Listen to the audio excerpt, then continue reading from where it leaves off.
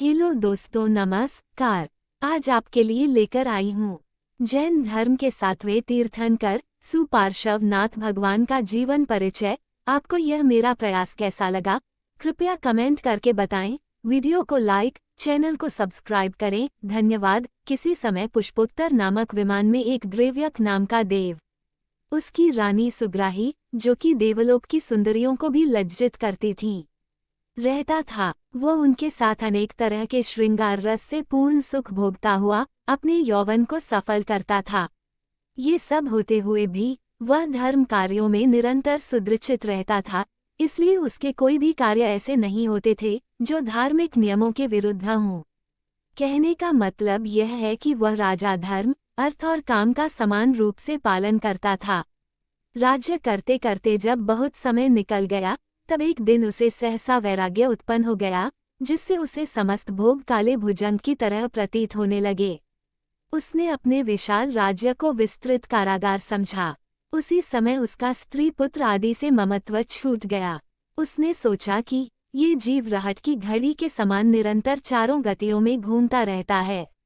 जो आज देव है वह कल तिर्यंश हो सकता है। जो आज राज सिंहासन पर बैठकर मनुष्यों पर शासन कर रहा है, वही कल मुट्ठी भर अन्न के लिए घर घर भटक सकता है। ओह, इतना सब होते हुए भी मैंने अभी तक इस संसार से छुटकारा पाने के लिए कोई उत्तम कार्य नहीं किया। अब मैं शीघ्र ही मोक्ष प्राप्ति के लिए प्रयत्न करूंगा।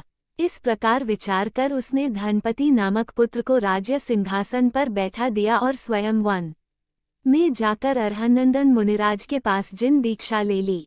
दीक्षित होने के बाद उसके पास कुछ भी परिग्रह नहीं रह गया। दिशाएं ही उसके वस्त्र थे, आकाश भवन था, पथरीली पृथ्वी शैया थी, जंगल के हरिण आदि जंतु उसके बंधु थे, रात में असंख्य तारे और चंद्रमा ही उसके दीपक थे। वह सर्दी, गर्मी और वर्षा के दुख बड़ी शांति से सह लेता था। क्षुधा, तृषा आदि परीक्षों का सहना अब उसके लिए कोई बड़ी बात नहीं थी। उसने आचार्य अर्हनंदन के पास रहकर 11 अंगों का अध्ययन किया तथा दर्शन, विशुद्धि आदि 16 कारण भावनाओं का चिंतन किया, जिससे उसके जीवन में धार्मिक क्रांति मचा देने वाली तीर्थंकर नामक महापुण्य प्रकृति का बंध हो गया। इस तरह उसने बहुत दिनों तक तपस्या कर अशुभ कर्मों का आना आश्रव बंद कर दिया और शुभ कर्मों का आना प्रारंभ कराया। आयु के अंत में वह समाधिपूर्वक शरीर त्याग कर मध्यम द्रव्यक के सुभद्र विमान में जाकर अहमिंद्र हुआ। वहां उसकी आयु 27 सागर प्रमाण थी। शरीर की ऊंचाई 2 हाथ की थी। लेशा शुक्ल थी। वह 27,000 वर्ष बीत जाने पर एक बार मानसिक आहार ग्रहण करता था और 27 पक्ष बाद एक बार सुगंधित श्वास लेता था। वहां वह इच्छा मात्र से प्राप्त हुए उत्तम द्रव्यों से जिनेंद्रदेव की प्रतिमाओं की पूजा करता और स्वयं आए हुए देवों के साथ तरह तरह की तत्व चर्चाएं करता था। ये जो कहा जाता है कि सुख में जाता हुआ काल मालूम नहीं होता, वह बिल्कुल सत्य है। अहमिंद्र को अपनी बीतती हुई आयु का पता ही नहीं चला। जब उसकी केवल 6 माह की आयु बाकी रह गई, तब उसे मणिमाला आदि वस्तुओं में न्यूनता दिखने लगी, जिससे उसने निश्चय कर लिया कि अब उसे यहाँ से बहुत शीघ्र ही कूचकर नरलोक में जाना होगा। उसे अपनी विशाल आयु बीत जाने पर आश्चर्य हुआ। उसने सोचा कि मैंने अपना समस्त जीवन यूं ही बिता दिया, आत्मकल्याण की ओर कुछ भी ध्यान नहीं दिया आदि विचार कर उसने और अधिक मात्रा में जिन अर्चा आदि कार्य करना शुरू कर दिए। यह अहमिंद्र ही अगले भाव में भगवान सुपार्श्वनाथ होगा। अब वह जहाँ उत्पन्न होगा वहाँ का हाल सुनिए। जम्बूद्वीप के भरतक क्षेत्र में काशी नामक एक देश है। उसमें गंगा के तट पर वाराणसी बनारस नाम की एक नगरी है। उस समय उसमें सुप्रतिष्ठित नामक महाराजा राज्य करते थे। उनकी महारानी का नाम पृथ्वीसेना था। दोनों दंपति सुख से रहते थे। उनके शरीर में न कोई रोग था, न किसी प्रतिद्वंदी की चिंता ही थी। पाठक ऊपर जिस अहमिंद्र से परिचित हो आए हैं, उसकी आयु जब वहां केवल 6 माह की बाकी रह गई थी, तभी से महाराज सुप्रतिष्ठित के धर पर देवों ने रत्नों की वर्षा करनी शुरू कर दी थी। कुछ समय बाद भाद्र शुक्ला षष्ठी के दिन विशाखा नक्षत्र में महारानी पृथ्वीसेना ने रात्रि के पिछले प्रहर में हाथी, वृषभ आदि 16 स्वप्न देखे तथा अंत में मुंह में प्रवेश करता हुआ एक सुरम्य हाथी देखा। अर्थात उसी समय वह अहमिंद्र देव पर्याय छोड़कर माता पृथ्वी सेना के गर्भ में आया। प्रातः होते ही जब महारानी ने पतिदेव से स्वप्नों का फल पूछा, तब उन्होंने हर्ष से पुलकित बदन होते हुए कहा कि प्रिय, आज तुम्हारा स्त्री जीवन सफल हुआ और मेरा भी गृहस्थ जीवन निष्फल नहीं गया। आज तुम्हारे गर्भ में तीर्थंकर पुत्र ने अवतार लिया है। ये कह उन्होंने रानी को तीर्थंकर के अगण्य पुण्य की महिमा बतलाई। पतिदेव के मुंह से अपने भावी पुत्र को महिमा सुनकर महारानी के हर्ष का पार नहीं रहा। उस समय देव देवियों ने आकर सुप्रतिष्ठित महाराज और पृथ्वी सेना महारानी का खूब सत्कार किया। स्वर्ग से लाए हुए वस्त्राभूषणों से उन्हें अलंकृत किया तथा अनेक प्रकार से गर्भारोहण का उत्सव मनाया। इंद्र की आज्ञा से अनेक देव कुमारियां माता की सेवा कर रही थीं। जब क्रम से गर्भकाल के दिन पूर्ण हो गए, तब पृथ्वी सेना ने ज्येष्ठ शुक्ला द्वादशी के दिन अहमिंद्र नाम के शुभ योग में पुत्र रत्न प्रसव किया। पुत्र की कांति से समस्त प्रसूति गृह प्रकाशित हो गया था, इसलिए देवियों ने जो दीपमाला जला रखी थी, उसका केवल मंगल शुभाचार मात्र ही प्रयोजन रह गया था। जन्म होते ही समस्त देव अपने परिवार के साथ बनारस आए और वहां से बाल तीर्थकर को लेकर मेरु पर्वत पर गए। वहां उन्होंने पांडुक वन में पांडुक शिला पर विराजमान कर जिन बालक का क्षीर सागर के जल से महाभिषेक किया। वहीं गद्य पद्यमयी भाषा से उनकी स्तुति की। अनंतर वहां से पुनरागमन कर उन्होंने जिन बालक को माता की गोद में दे दिया। बालक का मुखचंद्र देखकर माता पृथ्वी सेना का आनंद सागर लहराने लगा। महाराज सुप्रतिष्ठित के परामर्श से इंद्र ने बालक का नाम सुपार्श्व रखा। उसी समय इंद्र ने अपने तांडव नृत्य से उपस्थित जनता को अत्यंत आनंदित किया। जन्मोत्सव के उपलक्ष्य में वाराणसीपुरी की जो सजावट की गई थी, उसके सामने पुरंदरपुरी अमरावती बहुत हेय मालूम होती थी। उत्सव मनाकर देव लोग अपने अपने स्थानों पर चले गए, किंतु इंद्र की आज्ञा से कुछ देव बालक का रूप धारण कर निरंतर भगवान सुपार्श्वनाथ के पास रहते थे, जो उन्हें तरह तरह की बाल चेष्टाओं से आनंदित करते रहते थे। महाराज सुप्रतिष्ठित के घर बालक सुपार्श्वनाथ के लालन पालन में कोई कमी नहीं थी, फिर भी इंद्र स्वर्ग से मनोविनोद के लिए कल्पवृक्ष के फूलों की मालाएं, मनोहर आभूषण और अनोखे खिलौने आदि भेजा करता था। बालक सुपार्श्वनाथ भी द्वितीया के चंद्रमा की तरह बढ़ने लगे। उनके मुंह पर निरंतर मंद मुस्कान रहती थी। धीरे धीरे समय बीतता गया। भगवान सुपार्श्वनाथ बाल्य अवस्था पार कर कुमार अवस्था में पहुँचे और फिर कुमार अवस्था भी पार कर युवावस्था में पहुँचे। छठे तीर्थंकार भगवान पद्मप्रभ के मोक्ष जाने के बाद 9000 करोड़ सागर बीत जाने पर श्री सुपार्श्वनाथ हुए थे। उनकी आयु 20 लाख पूर्व की थी और शरीर की ऊंचाई 200 धनुष की थी। वे अपनी कांति से चंद्रमा को भी लज्जित करते थे। जन्म से 5 लाख पूर्व बीत जाने पर उन्हें राज्य मिला। राज्य पाकर उन्होंने प्रजा का पालन किया। वे सतत सज्जनों के अनुग्रह का और दुर्जनों के निग्रह का ध्यान रखते थे। उनका शासन अत्यंत लोकप्रिय था, इसलिए उन्हें जीवन में किसी शत्रु का सामना नहीं करना पड़ा था। सुप्रतिष्ठित महाराज ने आर्य कन्याओं के साथ इनका विवाह किया था।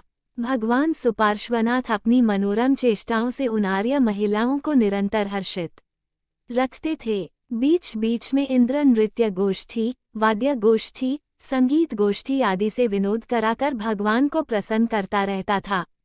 उस समय सुपार्श्वनाथ जो सुख भोगते थे, उसका शतांश भी किसी दूसरे को प्राप्त नहीं था। भोग भोगते हुए वे उनमें तन्मय नहीं होते थे, इसलिए उनके भुक्त भोग नूतन कर्म बंध के कारण नहीं होते थे। इस तरह सुखपूर्वक राज्य करते हुए जब उनकी आयु 20 पूर्वांक कम 1 लाख पूर्व की रह गई, तब उन्हें किसी कारणवश संसार के बढ़ाने वाले विषय भोगों से विरक्ति हो गई। उन्होंने अपनी पिछली आयु के व्यर्थ बीत जाने पर घोर पश्चाताप किया और राज्य कार्य, गृहस्थी, पुत्र, मित्र आदि सबसे मोह छोड़कर वन में जा तप करने का दृढ़ निश्चय कर लिया। लौकांतिक देवों ने भी आकर उनके विचारों का समर्थन किया। देव देवियों ने वैराग्य वर्धक चेष्टाओं से तप कल्याणक का उत्सव मनाना प्रारंभ किया। भगवान सुपार्श्वनाथ राज्य का भार पुत्र को सौंपकर देवनिर्मित मनोगति नाम की पालकी पर सवार हुए। देव उस पालकी को बनारस के समीपवर्ती सहेतुक वन में ले गए। पालकी से उतरकर उन्होंने गुरुजनों की सम्मति पूर्वक ज्येष्ठ शुक्ला द्वादशी के दिन विशाखा नक्षत्र में संध्या समय ओम नमः सिद्धेभ्यः कहते हुए दिगंबर दीक्षा धारण कर ली। उनके साथ में और भी 1000 राजा दीक्षित हुए। मुनिराज सुपार्श्वनाथ ने दीक्षित होते ही इतना एकाग्र ध्यान किया था कि जिससे उन्हें उसी समय अनेक रिद्धियां और मना पर्यायी ज्ञान प्राप्त हो गया था। 2 दिनों के उपवास के बाद वे आहार लेने के लिए सोमखेत नाम के नगर में गए। वहां राजा महेंद्रदत्त ने परगाह कर उन्हें नवधा भक्तिपूर्वक आहार दिया। पात्र दान के प्रभाव से राजा महेंद्रदत्त के घर पर देवों पर पश्चाश्चर्य प्रकट किए। भगवान सुपार्श्वनाथ आहार लेकर वन में लौट आए। तदनंतर 9 वर्षों तक उन्होंने छद्मस्थ अवस्था में मौनपूर्वक रहकर तपश्चरण किया। एक दिन वे उसी सहेतुक वन में 2 दिनों तक उपवास का नियम लेकर शीरीष वृक्ष के नीचे विराजमान हुए। वहीं पर उन्होंने क्षपक श्रेणी में आरूढ़ हो क्रम से अधिकरण, अपूर्वकरण और अनिवृत्तिकरण रूप भावों से मोहनीय कर्म का क्षय कर 12वां क्षीणमोह गुणस्थान प्राप्त किया। उसके अंत में ज्ञानावर्णी, दर्शनावर्णी, मोहनीय और अंतराया इन 4 घातीय कर्मों का क्षय कर केवल अज्ञान प्राप्त कर लिया। अब तीनों लोक और तीनों काल के अनंत पदार्थ उसके सामने हस्तामलकावत झलकने लगे। देवों ने आकर कैवल्य प्राप्ति का उत्सव किया। इंद्र की आज्ञा पाकर कुबेर ने विस्तृत संवत्सरण बनाया। उसके बीच में स्थित होकर पूर्ण ज्ञानी योगी भगवान सुपार्श्वनाथ ने अपनी मौन मुद्रा भंग की दिव्य उपदेश दिया। सम्यक दर्शन, सम्यक ज्ञान, सम्यक चारित्र, उत्तम क्षमा आदि आत्मधर्मों का स्वरूप समझाया। चतुर्गति रूप संसार के दुखों का वर्णन किया, जिसके भयावह रूप से श्रोताओं के शरीर में रोमांच हो गया। कितने ही आसन भव्य नर नारियों ने मुनि आर्यिकाओं के व्रत ग्रहण किए। कितने ही पुरुष, कितनी ही स्त्रियों ने श्रावक श्राविकाओं के व्रत धारण किए। उपदेश के बाद इंद्र ने उनसे अन्य क्षेत्रों में विहार करने के लिए प्रार्थना की थी अवश्य, पर वह प्रार्थना नियोग की पूर्ति मात्र ही थी, क्योंकि उनका विहार स्वयं होता है। अनेक देशों में घूमकर उन्होंने धर्म का खूब प्रचार किया। असंख्य जीव राशि को संसार के दुखों से मुक्त कराकर उन्हें मोक्ष के अनंत सुख प्राप्त करने का साधन बताया। अनेक जगह विहार करने से उनकी शिष्य परंपरा भी बहुत अधिक प्रचलित हो गई थी। कितनी सुनिए, उनके संवत्सरण में बल आदि 95 गंधर्व थे, 2030, 11 अंग और 14 पूर्वों के ज्ञाता थे। 2,44,920 शिक्षक थे, 9,000 अवधिज्ञानी थे, 11,000 कैवल्यज्ञानी थे, 15,300 विक्रिया रिद्धि के धारक थे, 9,150 मन पर्यय ज्ञानी थे और 60,600 वादी थे। इस तरह सब मिलकर 3 लाख मुनिराज थे। इनके उपरांत मीनार्या को आदि लेकर 3,30,000 आर्यिकाएं थीं। 3 लाख श्रावक, 5 लाख श्राविकाएं, असंख्यात देव देवियां और असंख्यात तिर्यंज थे। विहार करते करते जब उनकी आयु केवल 1 माह बाकी रह गई, तब वे श्री सम्मेद शिखर पर पहुंचे और वहां योग निरोध कर प्रतिमा योग से विराजमान हो गए। वहीं से उन्होंने शुक्ल ध्यान के अंतिम भेद सूक्ष्म क्रिया प्रतिपाति और व्युपरत क्रिया निवृत्ति के द्वारा अघातिया चतुष्ट का नाश कर फाल्गुन शुक्ला सप्तमी के दिन विशाखा नक्षत्र में सूर्योदय के समय 1000 मुनियों के साथ मोक्ष प्राप्त किया। देवों ने आकर उनके निर्वाण क्षेत्र की पूजा की। भगवान सुपार्श्वनाथ के साथिया का चिन्ह था। तो दोस्तों, मेरा ये प्रयास आपको कैसा लगा कृपया कमेंट करके बताएं और वीडियो को लाइक, चैनल को सब्सक्राइब करें, ज़्यादा से ज़्यादा शेयर करें। धन्यवाद।